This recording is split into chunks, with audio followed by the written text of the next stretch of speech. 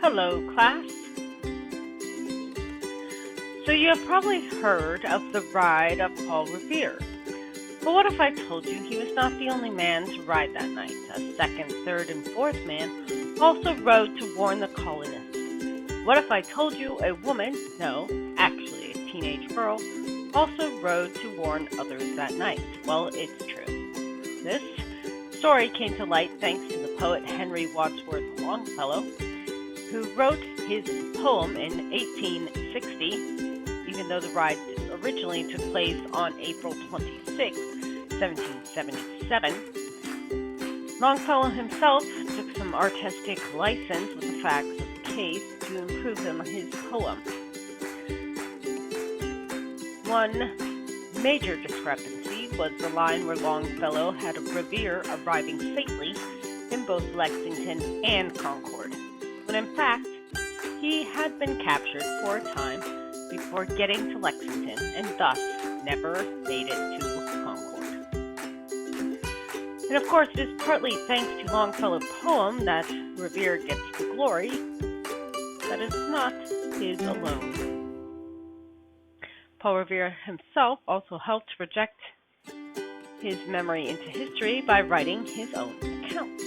Now, I had a question when I started to research this whole scenario.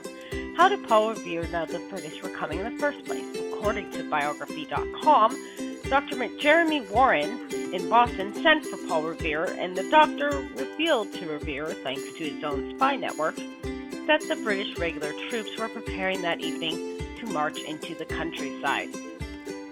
This information also included the intelligence that British regulars were instructed to arrest Samuel Adams and John Hancock. So Revere was going to warn the colonists that the British were coming, but he was also specifically asked to warn both Adams and Hancock. It is also Dr. Warren who sends out our second man, Mr. William Dawes, to warn the men in the colonies. So Mr. Dawes rode around the Back Bay by Cambridge and eventually towards Lexington with a warning. I bet you have all heard the legend about the lights in the church tower. One if by land, two if by sea. Well, it's all true.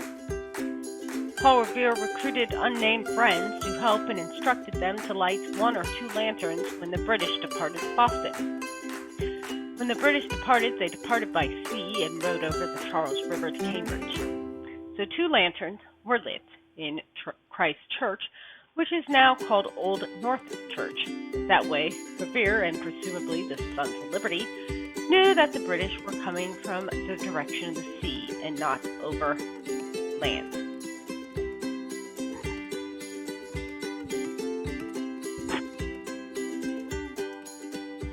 Paul Revere made it to Lexington before Dawes, thanks in part to going over by sea, while Dawes rode the long way over land.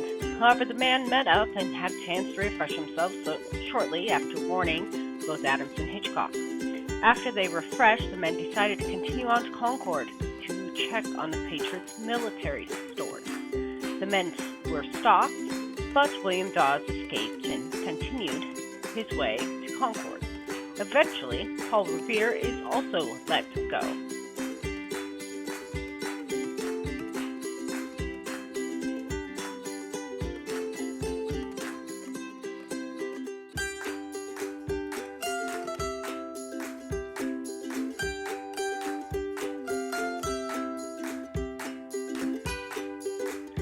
Hold on, class, I'm not quite done. I did not forget about Sybil Ludington. Sybil was only 16 years old and living with her family in Connecticut when a messenger arrived with news about the British attack. The messenger could have possibly been Samuel Prescott or Israel Bissell, two other men whom history has forgotten about. Her father oversaw the militia's munitions and stores. Her father sent her, the oldest of 12, to warn his men that were spread out over 40 miles. She rode her horse, Star, all night long, and most of Colonel Ludington's men were able to join him in fighting the British. Although the British did manage to burn Danbury first, Sybil's father praised her as a hero, but her actions would not be known during her lifetime. In 1975, Sybil was featured on a United States postage stamp, and finally had her moment of historic glory alongside the ride of Paul Revere. No hope you've learned something about the historic ride of Paul Revere and Sybil Ludington today. Please click like and subscribe.